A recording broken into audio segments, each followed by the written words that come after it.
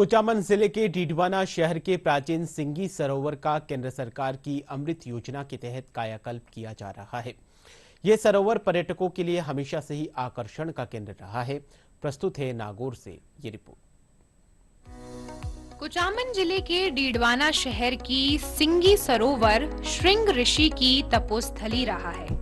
उन्हीं के नाम से इस सरोवर का नाम सिंगी सरोवर रखा गया। कार्बन डेटिंग के जरिए की गई गणना के मुताबिक यह एक प्राचीन सरोवर है।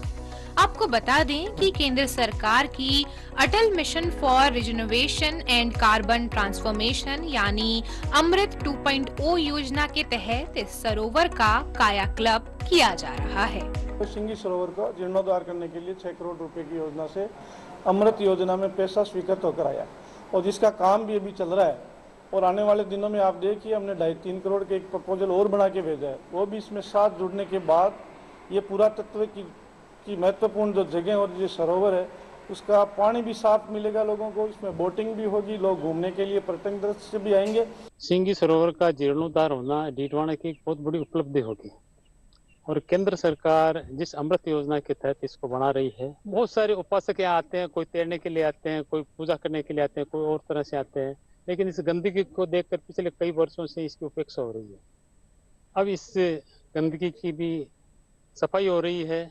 सिंगी सरोवर के संरक्षण और सौंदर्यकरण का कार्य जारी है। अमृत 2.0 योजना के तहत सरोवर के कायाकल्प के लिए लगभग 4.5 करोड़ रुपए की राशि मंजूर हुई है।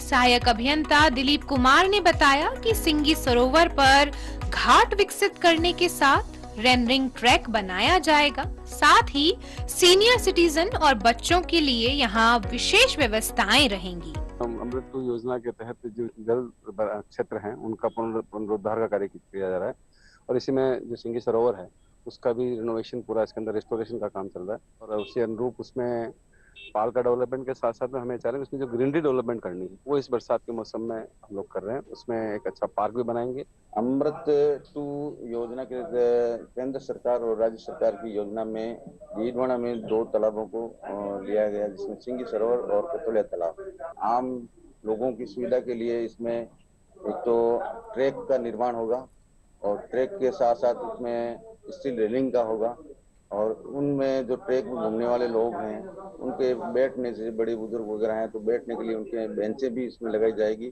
और बच्चों की सुविधा के लिए इसमें छोटा सा ग्रीन पार्क विकसित किया जाएगा।